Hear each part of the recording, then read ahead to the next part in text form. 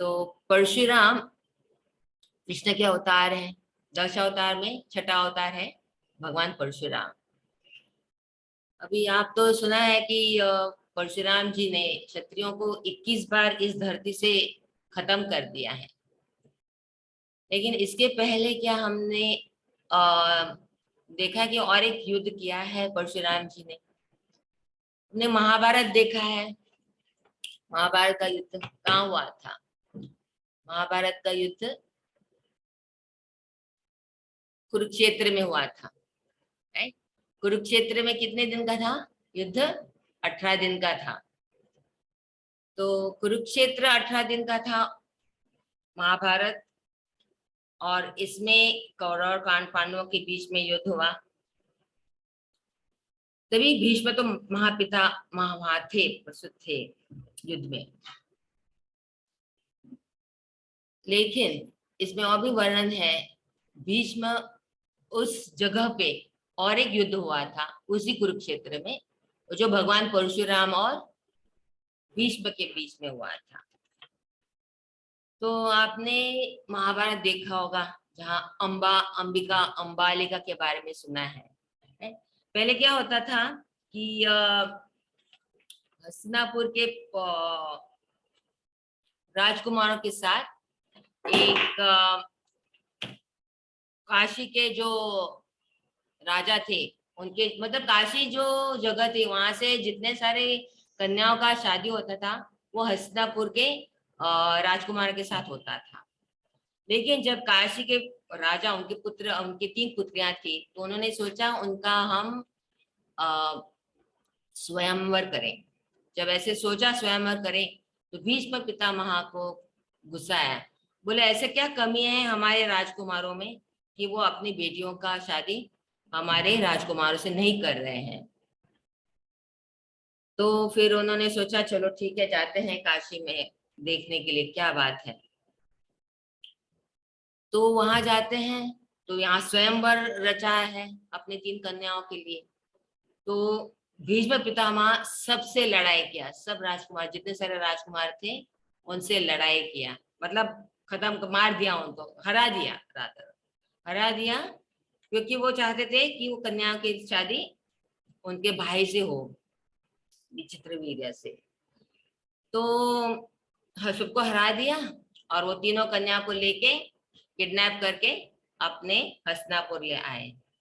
हस्तिनापुर आने के बाद उन्होंने अपने भाई से कहा कि तुम अपने इन 3 लड़कियों से शादी करो।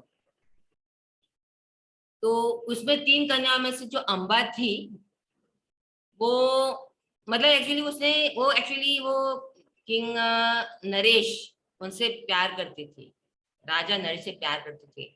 लेकिन क्योंकि वो स्वयंवर चल रहा था और भीष्म पितामह थोड़ा क्रोधित थे जब आए, तो वो कह नहीं पाए कि मैं नरेश जी से प्यार करती हूँ, तो कुछ नहीं कहा। इसके लिए क्या हुआ, जब भीष्म ने एक सोचा कि अपने भाई के साथ इन तीनों कन्याओं की शादी कराऊं, तो फिर अम्बा गई सत्यवती के पास, इनके पिता के पास गई, भीष्म पिता के माता के पास गई और सत्यवती के पास, और उन्होंने बोला कि ऐसा ऐसा है कि मैं शादी नहीं कर सकती इनसे, क्योंकि मैं नरेश जी से प्यार करती हूँ।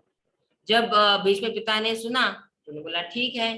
फिर उन्होंने चाहा कि इसके साथ, नरेश के साथ इसकी ब्याह हो।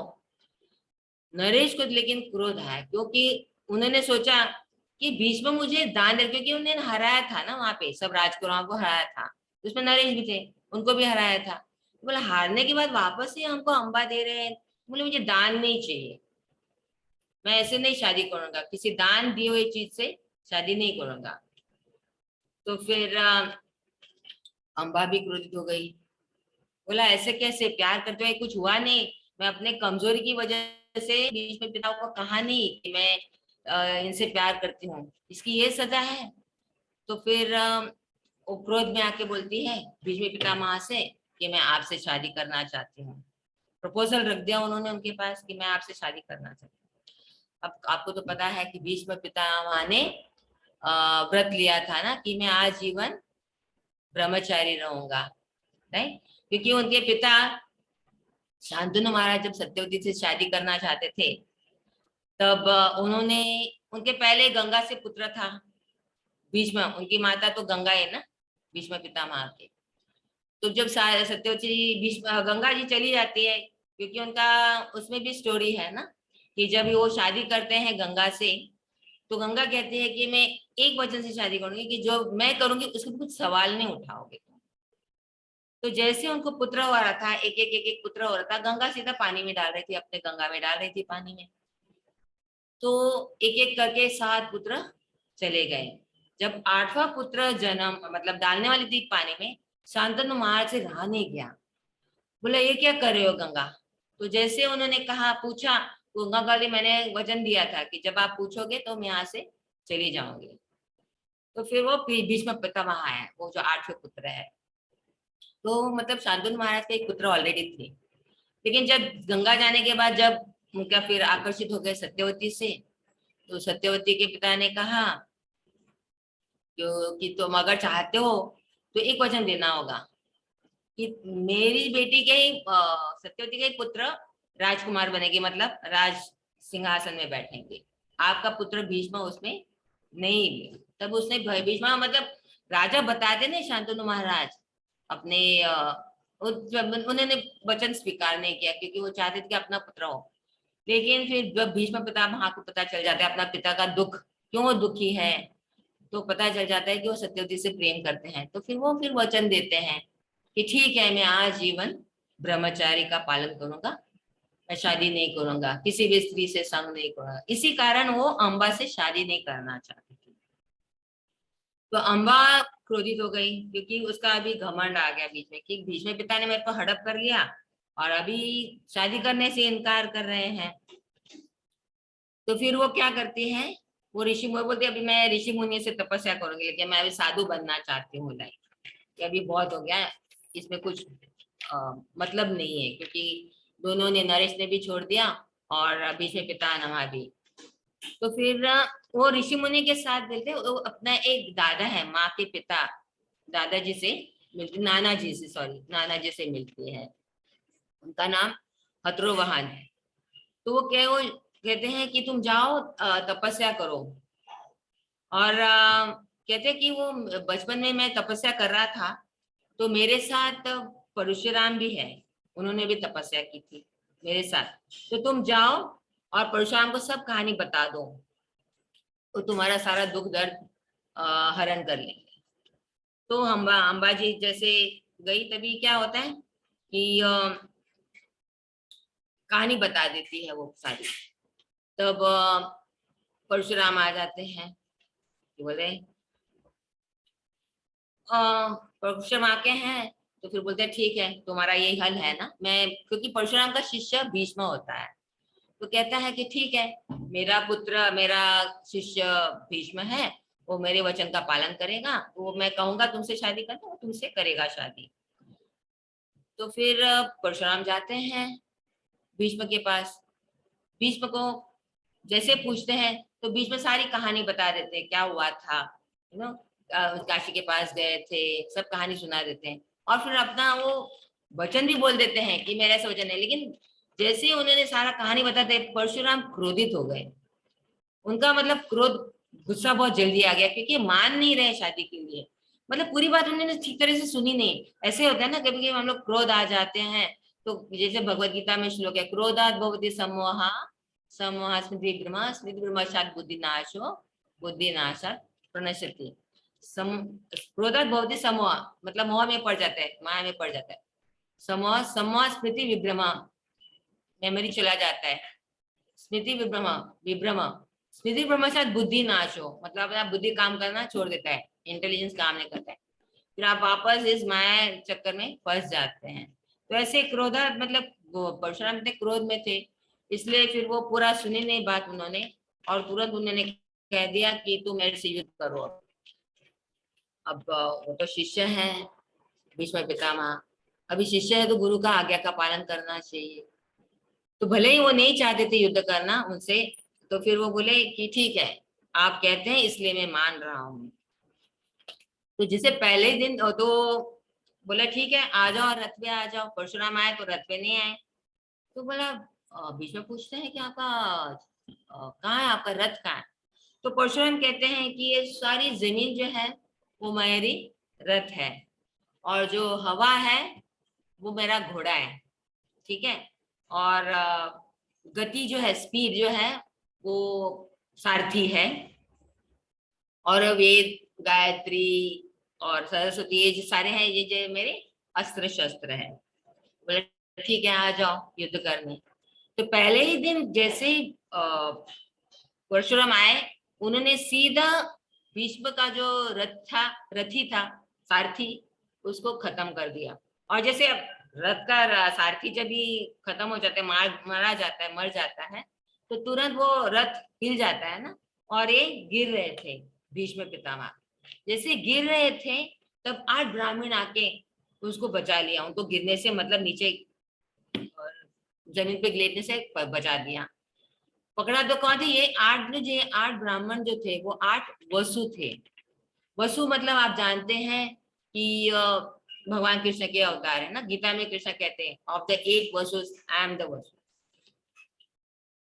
तो फिर ठीक है, बच गए। फिर वापस भीष्म ने अपना वज्र जैसे बाण को छोड़ दिया, वो परशुराम के सीने में लग गया, और थोड़ी देर के लिए बेहोश हो गए। फिर वापस होश में आ गए। जैसे होश में आ गए, उन्होंने एक पाम ट्री, मतलब क्या होता है वो, उसको एक खजूर का पेड़, उसको बाण लेके बनाया, और वो भीष्म की ओर चले गए। जैसे भीष्म की ओर चले गए, तभी सनसेट हो गया, सूर्यास्त हो गया। और आज के पहले जमाने कैसे होता था, महाभारत में अभी देखा होगा कि जब भी सूर्यास्त होता है तो युद्ध खत्म। फिर दोनों साथ में मिलके, ऐसा होता है ना महाभारत में, जैसे साथ में बैठ के एक साथ खाते पीते, वैसे ही युद्ध सूर्यास्त हो गया, खत्म हो गया, फिर अगले दिन वापस मिलते हैं। तो जैसे रात को होता है, तो फिर परशुराम मतलब ट्राई करते हैं उसको मार। तो बीच में रात को एक्चुअली ना वो प्रार्थना करते हैं कि इसको कि कैसे खत्म करें, कि मैं गुरु को कैसे मारूं। क्योंकि क्या होता है, दोनों एक दूसरे को मारते हैं, लेकिन कोई एक दूसरे को हरा नहीं पा रहे हैं। क्योंकि परशुराम भी तो भगवान के विष्णु के अवतार हैं, और भीष्म भी अगले पिछले जन्म में वो वसु थे। वसु तो मतलब उसके अवतार हैं। वसु कौन है? विष्णु है। तो दोनों समान है शक्ति में, इसलिए एक दूसरे को वो हरा नहीं सकते थे। तो रात को उनको भगवान सपना है कि ब्रह्मा, भीष्म ने देखा कि जो वसु है वो आ गए, ब्राह्मण वापस आ गए। वही ब्राह्मण जो उन्होंने शुरुआत में उनको बचाया था, वही ब्राह्मण आ गए उस सपने में। और उन्होंने बोला कि ये लो तुमको पार्श्वपनास्त्र, ये तुम्हारे लिए हम दे रहे हैं, खाली इसी से आप भगवान परशुराम को मार सकते हैं, नहीं तो आप मार नहीं सकते। तो 8 वसु ने, उन ब्राह्मण ने उनको उसको पार्श्वपनास्त्र दे दिया मारने के लिए। क्योंकि वो कहते हैं कि परशुराम को कभी हराया नहीं जा सकता, वो कभी डरते नहीं, मौत से डरते नहीं है। तो जब वो सोए हैं, इस अस्त्र से क्या होता है कि वो मानो कि सो गए हैं, लाइक ना, सो जाते हैं, मतलब नींद में चले जाते हैं, तब आपको आसान हो जाएगा। और आप मतलब सो जाते हैं तो आप मतलब मारेंगे भी नहीं, और ब्राह्मण का हत्या भी नहीं होगा। तो इसके लिए ले लो, आप अस्त्र ले लो।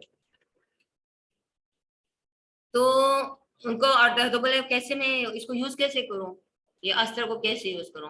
बोले अपने आप आपको यूज करने को पता चल जाएगा, क्योंकि पिछले जन्म में आप वसु थे, तो आपको पता चल जाएगा। तो ऐसे बोल के वो ब्राह्मण चले जाते हैं। तो फिर जैसे वो युद्ध करना चाहते हैं, मतलब अगले दिन हो जाता है, तभी सारे मतलब युद्ध करते हैं। तो क्या होता है कि वो अशुभ, क्या बोलते हैं, ऑस्पिशियस इनऑस्पिशियस साइंस आ जाता है। मतलब जैसे युद्ध करते हैं तो कैसे, अगर जीतने वाले हैं तो अपना आदमियों का राइट साइड हिचकिचाता है, रात भौवे ऐसा ऊपर चढ़ते, मतलब आंख फटफड़ाते हैं, तो समझ लें पुरुषों का राइट साइड ऐसा कुछ अच्छे चिन्ह है, मतलब कुछ अच्छा होने वाला है। और लेफ्ट साइड होता है तो मतलब गलत होने वाला है। तो युद्ध जब होता है इन दोनों के बीच में, तब आकाशवाणी आ जाती है, बोलते हैं कि तुम इस अस्त्र को अभी यूज मत करो। बोलते हैं ठीक है। फिर देवी देवता भी आ गए वहां से, उन्होंने बोला नहीं तुमने ये अस्त्र यूज करना नहीं है क्योंकि वो भगवान है। और तो फिर ठीक है, नहीं यूज करना है तो वापस वो ब्रह्मास्त्र और दिव्यास्त्र सारे यूज करते हैं, एक दूसरे के ऊपर मारते रहते हैं। तो जैसे हमने महाभारत में देखा है, यहाँ से एक अस्त्र आ जाता है, यहाँ से उसको मिटाने के लिए दूसरा अस्त्र आ जाता है, एक दूसरे के अस्त्र यूज करते रहते हैं। और कोई मतलब किसी को कुछ होता नहीं, खाली कभी ये बेहोश हो जाते हैं और कभी होश में आते हैं, तो फिर इनको मारते हैं तो ये बेहोश हो जाते हैं, तो कभी परशुराम कभी भीष्म ऐसे एक दूसरे बेहोश होते रहते हैं। तो फिर आते हैं तो फिर गंगा जी आते हैं, तो तभी ऐसे मतलब उनको कभी कभी शुभ चिन्ह दिखाई देते हैं, तो कभी उनको वसु दिखाई देते हैं, कभी गंगा दिखाई देती हैं। तो एक्चुअली एक मैं कहना भूल गई कि जब भी उनका रथ से गिरे थे ब्राह्मण, जब अटैक किया था वसु ने, जब उनका सारथी मर गए थे, तभी जब ये सारथी नहीं था कोई, तभी उन्होंने गंगा को देखा था, अपनी माँ को सारथी बन के, तो ये प्रणाम गया, फिर वो तभी गंगा वहां से निकल गई थी। तो अभी सभी वापस ऐसे युद्ध होते रहता है। तभी क्या होता है कि उनका, जैसे उनका कुल में जमदग्नि है उनके पिता, और उनके परपोत ग्रैंडफादर ऋषि मुनि कोई ऋषिक करके थे, वो भी आ गए, मतलब उनको दर्शन देते हैं। तो वो कहते हैं कि तुम ब्राह्मण धर्म हो परशुराम, तो तुम ये युद्ध नहीं कर सकते, तुमने ये खत्म करना है, क्योंकि आप भीष्म को तो मार नहीं सकते, क्योंकि भीष्म को जैसे वो कहा है ना कि जब ये वो उन्होंने प्रतिज्ञा ली थी कि मैं आजीवन ब्रह्मचार्य रहूंगा, तो उनको ये ब्लेसिंग्स मिला था कि उनका मरण कब होगा, जब उनकी इच्छा होगी तब मरेंगे।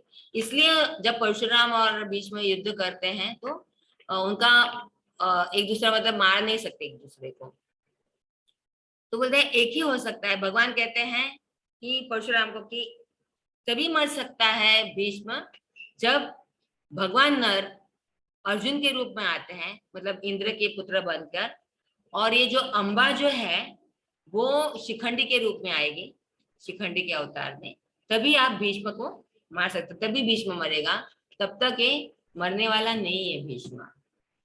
सो आप कितना भी प्रयत्न करो एक दूसरे को मारने के लिए तो कुछ खत्म होने वाला है, लेकिन इतना हो गया कि जब युद्ध हो रहा है तो सब कुछ धरती का नाश हो जाता है, इससे इतना ही हो गया।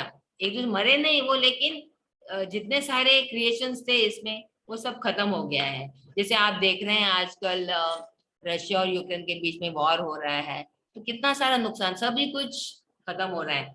जैसे भगवान कहते हैं ना कि ये सब जड़ वस्तु है, तो काम तब तक नहीं कर पाती जब तक जीव उस पे एक्टिव नहीं होता है। तो मनुष्य ने इतने सारे साल लिए क्रिएशन करने के लिए, बिल्डिंग बांधने के लिए, फैक्ट्री बांधने के लिए, और जैसे अभी युद्ध हो गया है खत्म, लाइक अभी देखते हैं कि यूक्रेन ऑलमोस्ट सब कुछ खत्म हो गया, कुछ भी नहीं है। तो ऐसे ही हुआ था जब भीष्म और परशुराम जी के बीच में युद्ध हुआ, सब कुछ खत्म हो गया लाइक, लेकिन एक दूसरे को मार नहीं पाए। तो जस्ट वॉर का क्या होता है, कुछ अच्छा नहीं होगा जैसे अभी चल रहा है, it's not to be used. लेकिन क्रोध में आके ना मनुष्य कुछ भी कर बैठता है। तो परशुराम को एक्चुअली ना उनका नाम कैसे परशुराम है, क्योंकि उनको वो जो परशु करके मिला था जो अस्त्र, वो शिव जी ने दिया था, और भगवान राम है इसलिए उनको उनका नाम है परशुराम। तो परशुराम मतलब उनके साथ दोनों है, परशु अस्त्र भी है और सुदर्शन चक्र भी है, और जिनके पास ये है वो तो जीत ही लेते हैं। तो फिर एक दूसरे हारे नहीं, और फिर युद्ध मतलब क्योंकि देवी देव ने बोला खत्म कर दो ये कुछ तो फिर एज फॉलोस लाइक ना भीष्म जी जीत गए हैं, लाइक ना परशुराम ने छोड़ दिया, क्योंकि ब्राह्मण बोलते हैं ना कि तुम ब्राह्मण हो तो ब्राह्मण किसकी हत्या नहीं कर सकते, तो त्याग देते हैं। तो फिर ये देखे अम्बा क्रोधित हो गई कि ऐसे कैसे कि भीष्म को हराया नहीं है, तो वो फिर गुस्से में आके कहती है ठीक है मैं भी तपस्या करूंगी।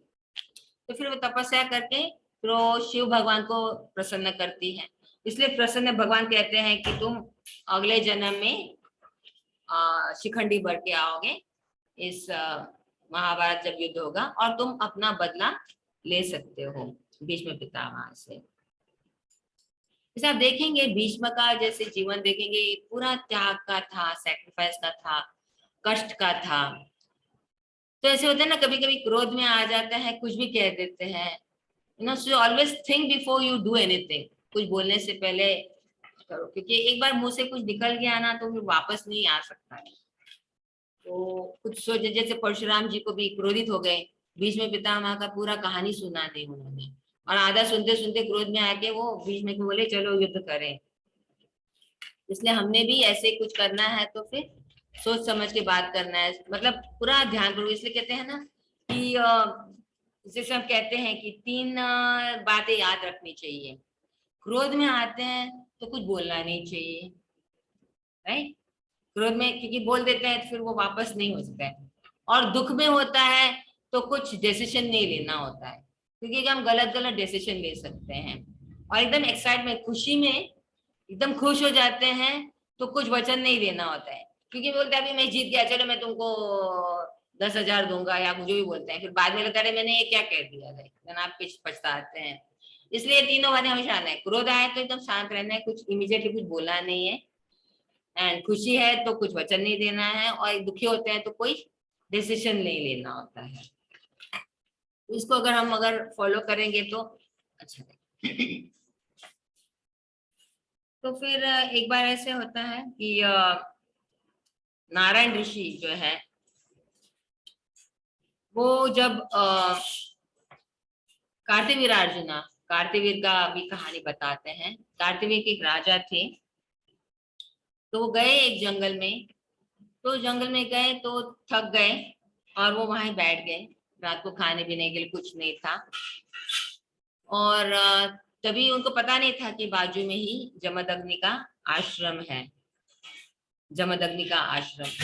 तो फिर भूखे रह गए, भूखे सो गए। तो फिर अगले दिन जब जमदग्नि है, जमदग्नि मतलब इनके परशुराम के फादर जो है, जब उनको पता चल जाता है कि इसी जंगल में ये आए हुए हैं, कार्तिवीर आए हैं, तो उनसे मिलने जाते हैं। जैसे परशुराम जी जमदग्नि जाते हैं तो फिर कार्तिवीर अर्जुन उनको प्रणाम करते हैं, और बातों बातों में कह देते हैं कि I was hungry all night, पूरा रात को मैं खाया नहीं कुछ। तो ऐसे कहते ही तो बोलते हैं चलो जरा आओ मेरे आश्रम में आ जाओ। तो आश्रम में आते हैं तो फिर ये तो ऋषि मुनि हैं जमदग्नि, उनके पास तो ऐसे कुछ है नहीं, लेकिन उन्होंने बोला ठीक है आओ। और आते ही उन्होंने ऐसा पकवान उनके सामने पेश कर दिया, बहुत ऐसे मतलब जो स्वर्ग में मिलता है ना, ऐसे सारे खाना उन्होंने उनके सामने परोस दिया। ये देखते ही आश्चर्य हो गए, ये तो इनका कुटिया है, तो ये कहाँ से आ गया।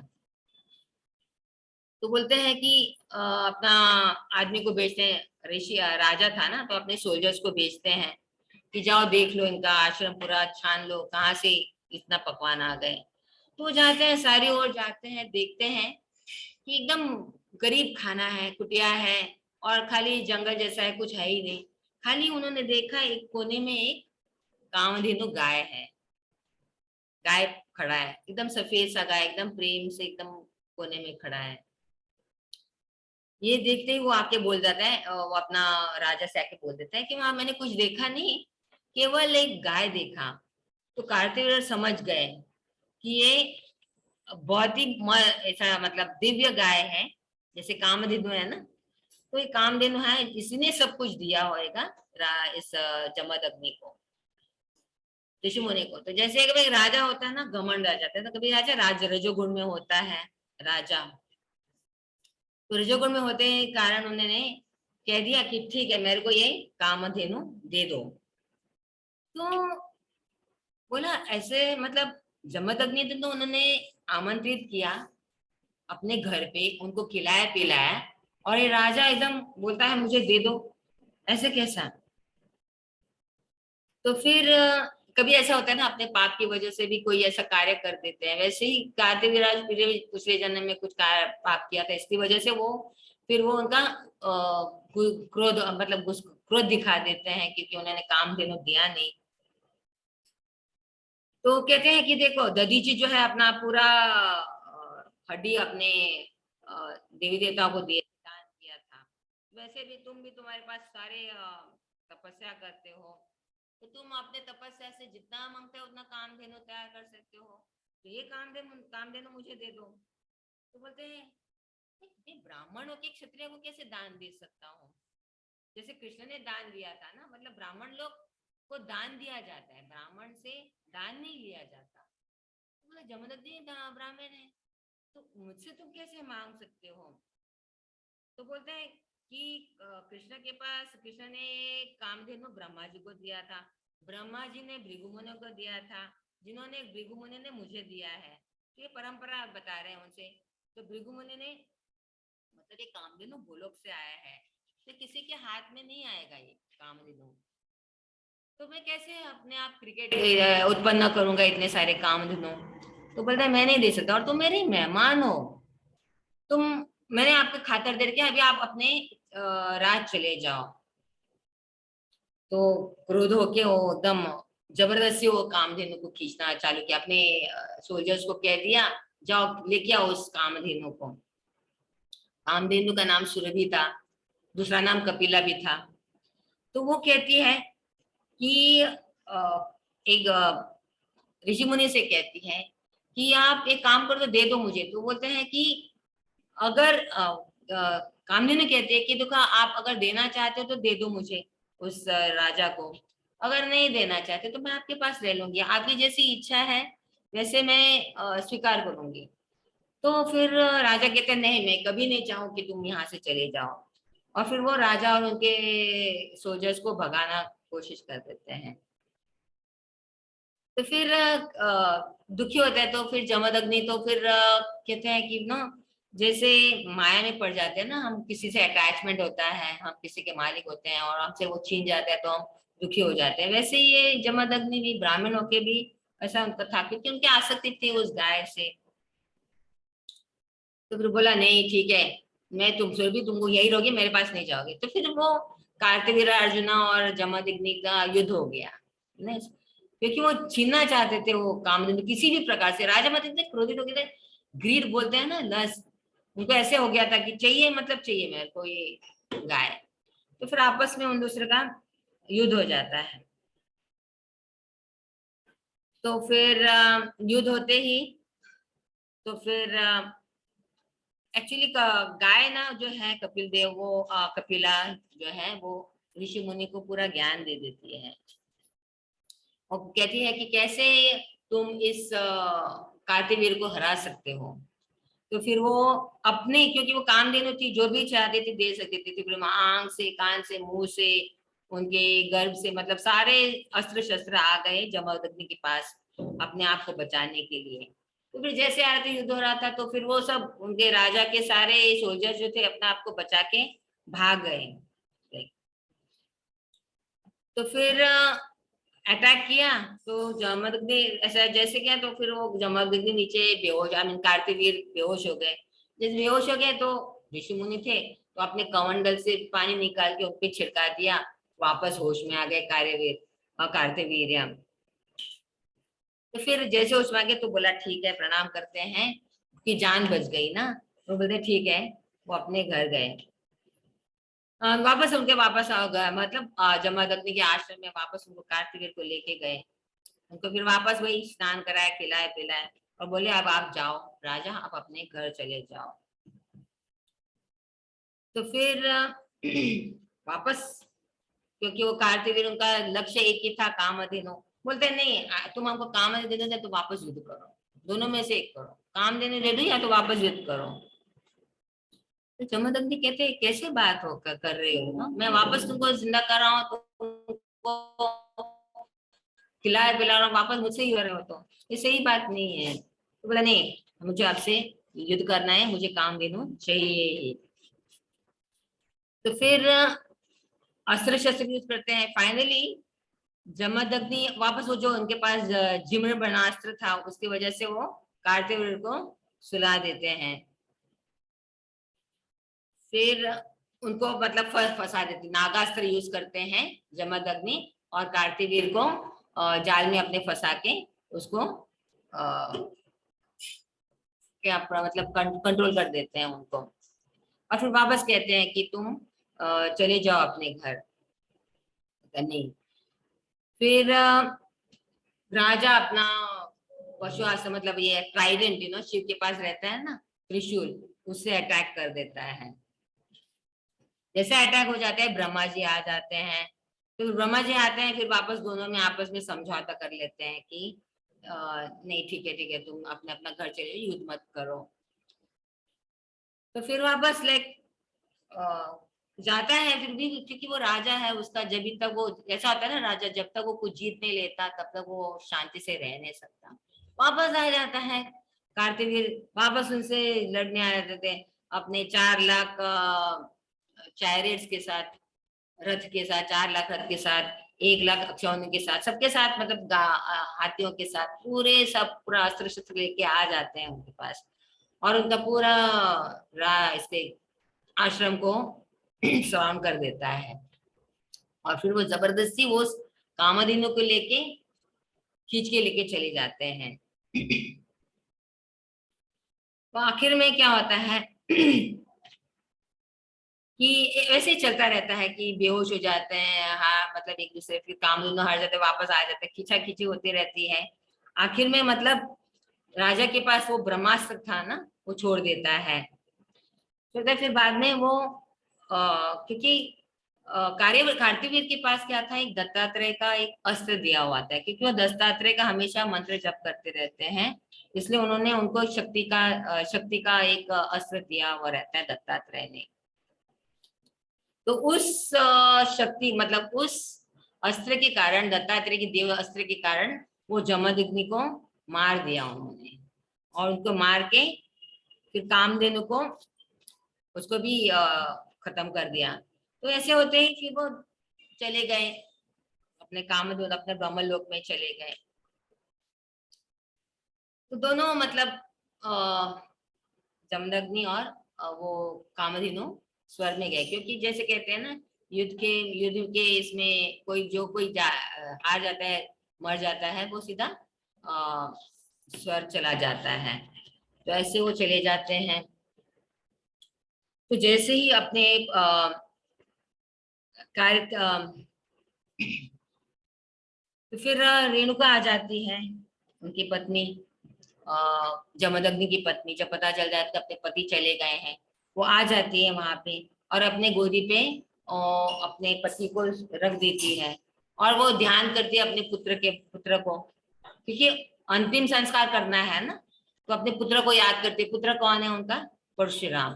तो जैसे परशुराम को याद कर देते हैं, परशुराम आ जाते हैं, वो पुष्कर में थे, वो आ जाते हैं।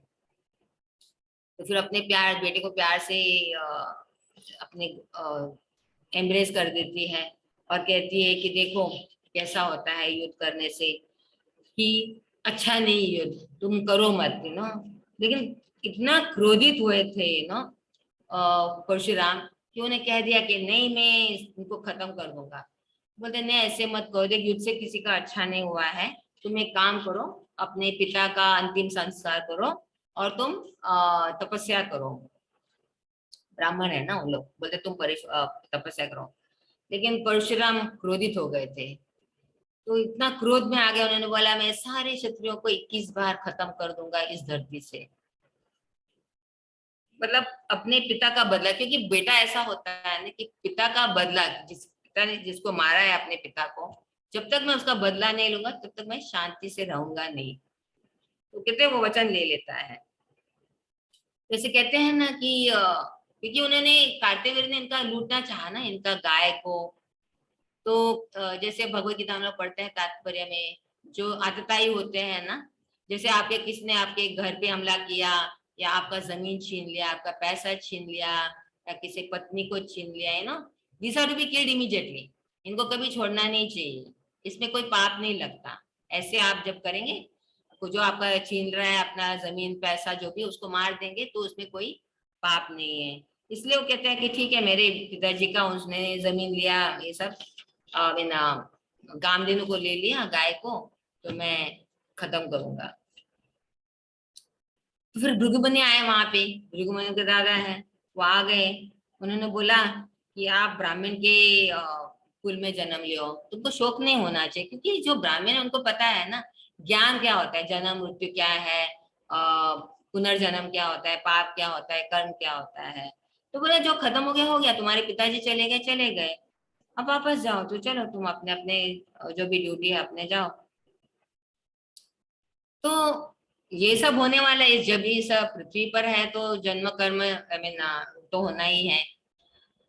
तो फिर भूल जाओ तुम। बोलते नहीं, क्योंकि वो परशुराम इतने क्रोधित हो गए थे कि नहीं, मुझे खत्म करना ही है क्षत्रिय को, मेरे पिताजी को मारा है तो मुझे चाहिए।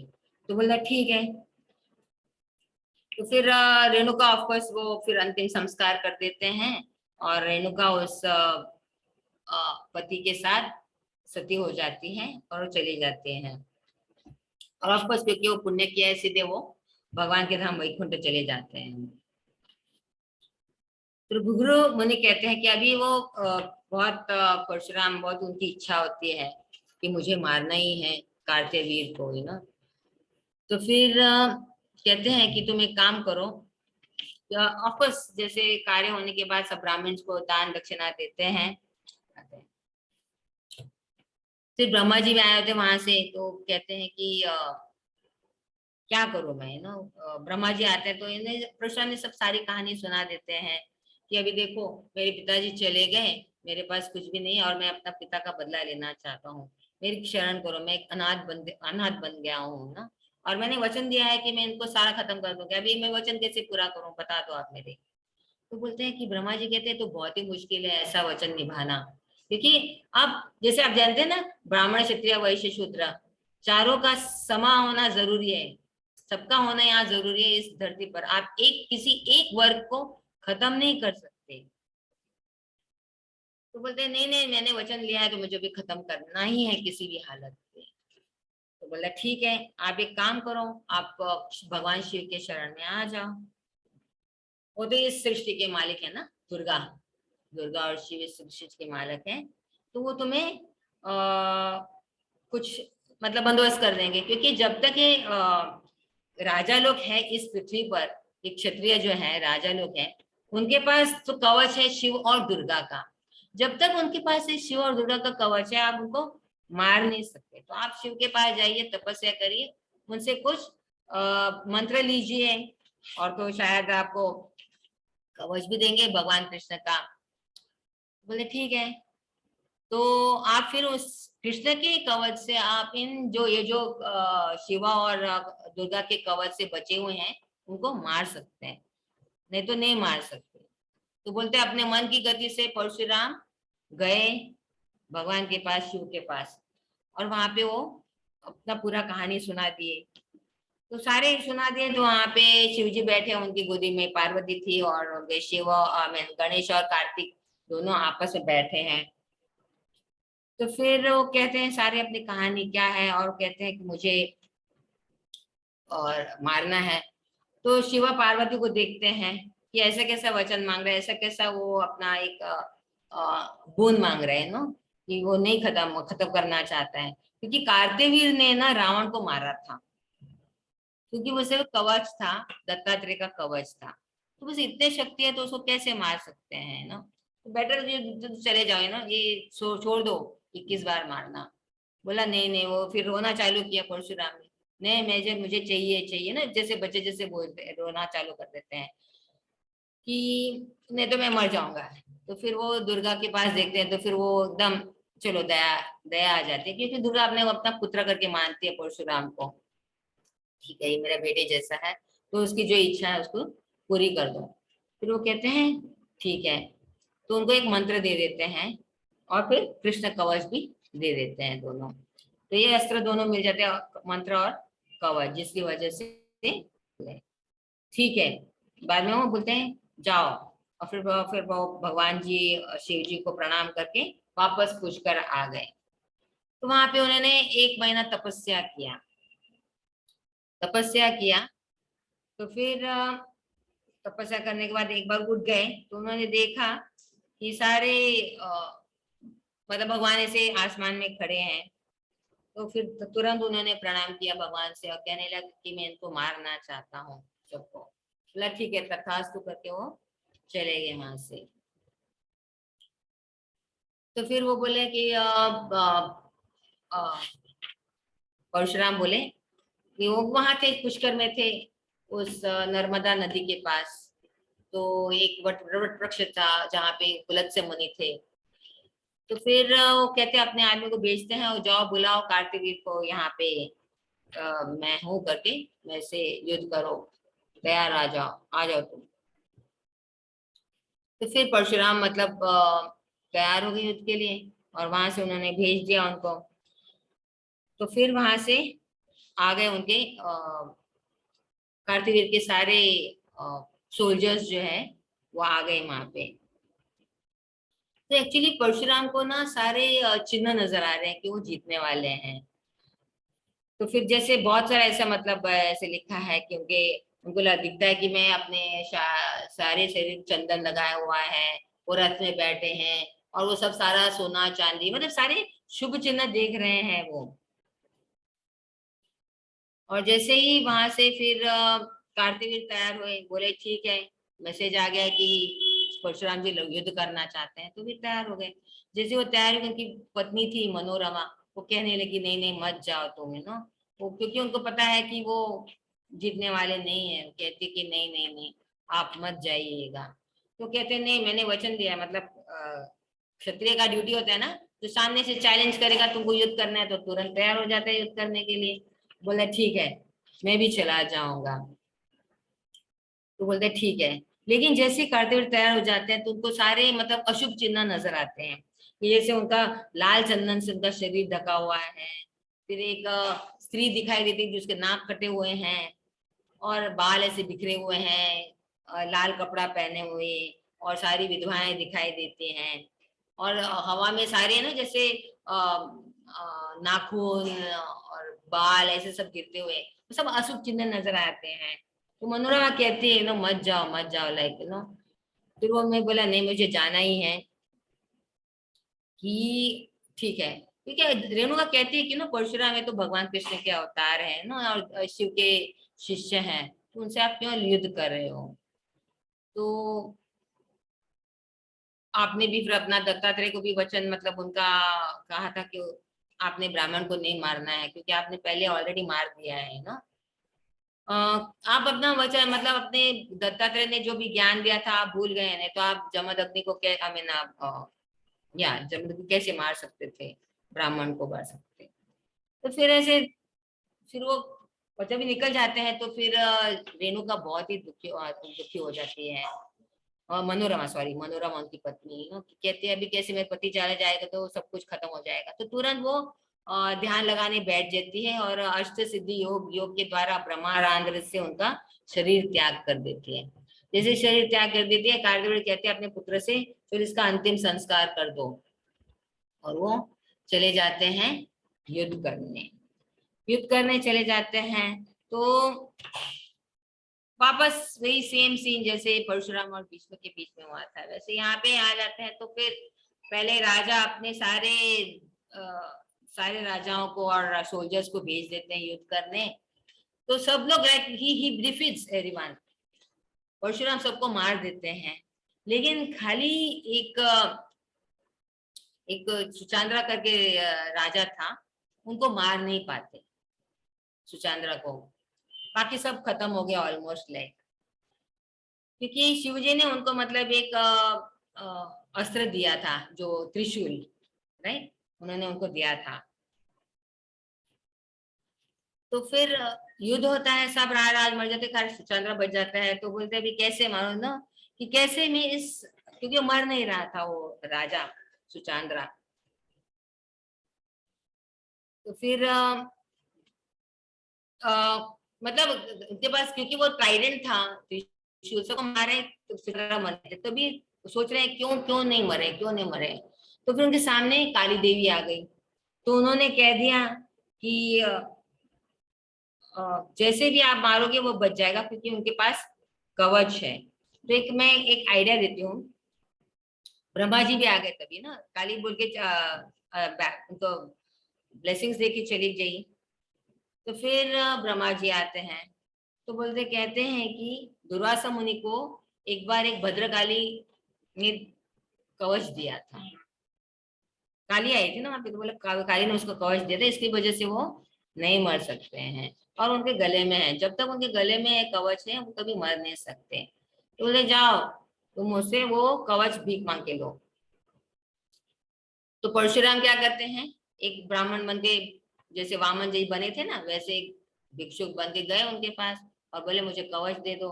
तो तुरंत उन्होंने वो कवच दे दिया सुचंद्रा ने। और राजा सुचंद्रा ने जैसे कवच दे दिया, फिर अगले दिन जैसे उनका युद्ध हो गया, सुचंद्रा मर गए। उसके बाद उनका पुत्र पुष्कर आ गया। पुष्कर आ गया तो वापस पुष्कर भी नहीं मरा था, क्योंकि उसके गले में महालक्ष्मी का कवच है। ये सब राजा महाराजा बहुत मतलब क्योंकि तपस्वी भी थे, राजा भी थे, तो उनके पास सब कवच वगैरह थे, भगवान के भक्त हैं। तो जब तक इनके गले में है, क्योंकि कभी भी कोई अस्त्र आता है तो एक गले का हार बन जाता है, so they never used to die. तो इसलिए फिर परशुराम ने भी क्या कर दिया, उनका हाथ काट दिया, पुष्कर का हाथ काट दिया, मर नहीं रहे हैं ना, हाथ काट दिया है। तो फिर नारायण आ गए, ब्राह्मण के बोले इसके पास अस्त्र शस्त्र है ना, कि तुम नारायण आके कहते तुम इसको ये अस्त्र मत यूज करो, पशुपता अस्त्र, महान अस्त्र दिया था पशुपता, तुम ये यूज मत करो, क्योंकि आप यूज करेंगे तो सारा खत्म हो जाएगा धरती लाइक। तो बोले ठीक है मैं इस पशुपता अस्त्र नहीं यूज करूंगा, कि नारायण ने कहा मत यूज करो। तो फिर वापस वो दूसरे अस्त्र शस्त्र से युद्ध करना चाहते। तो पूछते हैं कि कैसे मारू मैं, कार्तिवीर को कैसे मारू, है ना, क्योंकि मर नहीं रहे हैं। तो बोलते हैं तुम एक काम करो कि दुर्गा का अस्त्र है उनके पास, कवच, कवच ऑफ दुर्गा, तो आप उनसे ये ले लो, मांग के ले लो। तो फिर भगवान विष्णु खुद ही आते हैं, ठीक है। तो बोलते हैं कैसे करो, बोलते हैं परशुराम कहते हैं आ जाओ। तो फिर भगवान खुद ही, विष्णु खुद ही जाके भिक्षुक बन के, ब्राह्मणा बन के जाते हैं और उनसे वो कवच मांग लेते हैं। और फिर वो पुष्कर उनको मतलब दे देता है। इस तरह फिर मतलब उन्होंने पुष्कर को मार दिया। फिर कार्तिवीर आ गए, सबका सब खत्म हो गया ना, सुचाग्र खत्म हो गया, फिर उनका पुत्र पुष्कर भी खत्म हो गया। बाद में फिर कार्तिवीर अर्जुन और परशुराम जी का युद्ध शुरू हो गया है। तो फिर जैसे कार्तिवीर सामने आते हैं, फर्स्ट टाइम कार्तिवीर सामने आए तो उन्होंने प्रणाम कर दिया परशुराम को। कैसे होता है ना, ब्राह्मण को देखते हैं लोग प्रणाम करते हैं। और फिर ब्राह्मण उनको, परशुराम को वचन देते हैं कि ब्लेसिंग्स दे दे कि चलो तुम सब स्वर्ग में चले जाएंगे करके। तो फिर आपस में वापस उनका युद्ध हो जाता है। तो ऐसे like long story, like you know, बहुत बड़ा युद्ध के बारे में बताया है। फिर आखिर में आखिरकार हो जाता है कि परशुराम उनको सुदर्शन चक्र से उसको खत्म कर देते हैं। क्योंकि एक्चुअली सुदर्शन चक्र एक्चुअली वो परशुराम को कार्तिवीर को प्रोटेक्ट कर रहा होता है पहले, क्योंकि उसने उन्होंने दत्तात्रेय ने उनको प्रोटेक्शन दिया था। तो फिर शिव जी मतलब हमेशा मतलब वहां से शिव जी वहां उनको आशीर्वाद दे रहे हैं, फिर यहाँ से कृष्ण उनको प्रोटेक्ट कर रहे हैं, क्योंकि शिव से इन्होंने शिव का टाइडेंट लिया था। और कार्तिवीर को एक्चुअली सुदर्शन चक्र प्रोटेक्ट कर रहा था, क्योंकि उनका वचन दिया था उन्होंने कि आई विल प्रोटेक्ट हिम करके। इसलिए फिर परशुराम ने कहा नहीं, मेरा वचन है कि मैं इनको 21 बार खत्म कर दूंगा, तो मुझे खत्म करना ही है। तो फिर वो बता देते हैं सारा अपना कहानी कि क्यों मारना चाहते हैं, कि ऐसे हुआ था जब मृत्यु मारा था, मेरी माँ चली गई, सब कुछ खत्म हो गया है। तो फिर ठीक है, गोलोक से उनको ब्लेसिंग्स आ जाता है, फिर मर जाते हैं, ऑफकोर्स मार देते हैं, क्योंकि Kartivir is a raja and Parshuram भगवान स्वयं कृष्ण के अवतार हैं। और फिर वो खत्म होने के बाद परशुराम वापस कार्तिवीर स्वयं गोलोक चले जाते हैं। तो फिर का इसने परशुराम ने 21 बार सारे क्षत्रियों को खत्म कर दिया। तो एक्चुअली इसमें बताया गया है कि गणेश जी को एक दंत क्यों है। जब वो शिव के पास मिलने जाते हैं ना, तपस्या करने की मुझे मारना है 21 बार, तो बात आते हैं तो वहां देखते हैं कि गणेश जी जो है वो खड़े हैं, उनको अलाउ नहीं करें शंकर जी से मिलने। तो फिर वो कहते हैं कि नहीं नहीं, मेरे माता पिता अंदर है, तुम नहीं जाके मिल सकते। तो फिर इसलिए उन्होंने उनका गुस्से में उनका टस्क खत्म कर दिया था। तो एक्चुअली बहुत सारी कहानियां हैं इसमें, कभी हम और बता सकते हैं इसके बारे में। तो अंत में ऐसा हुआ कि फिर परशुराम मार दिए कार्तवीर को, और फिर सारे क्षत्रियों को 21 बार खत्म कर दिया है। तो ये कुछ लीलाएं थी भगवान परशुराम के। तो वो said something। Hare Krishna. Thank you माता जी, थैंक यू। ऐसे तो भगवान के अनेक अनेक अवतार और अनेक अनेक लीलाएं हैं, एंड कहते हैं कि it's life time, life span कम है भगवान की लीलाएं सुनने के लिए। आपने बहुत सुंदर आज कहा एक सेंटेंस के, दुख में जब होते हैं तब हमें कोई डिसीजन नहीं लेने चाहिए, और जब सुखी होते हैं तब वचन नहीं देने चाहिए, कमिटमेंट नहीं करना चाहिए। जब बहुत खुश होते हैं हम लोग, खुशी का जब माहौल होता है तभी कमिटमेंट नहीं करना चाहिए। ये बहुत सारे उदाहरण से हम देखते हैं। जैसे बहुत ही प्रचलित उदाहरण है हम रामायण का, कि ये तो भगवान की इच्छा थी कि कई कई जी ने वो वरदान मांगे, और जब खुशी के कारण दे दिए थे महाराजा दशरथ ने। ऐसे बहुत सारे उदाहरण हम देखते हैं शास्त्रों में। तो ये परशुराम की कथा भक्तों के, कुछ लोगों के उसमें होता है, मन में चलता है कि भगवान ने अवतार लिया था, साक्षात राम जी भी खड़े थे और परशुराम जी भी है।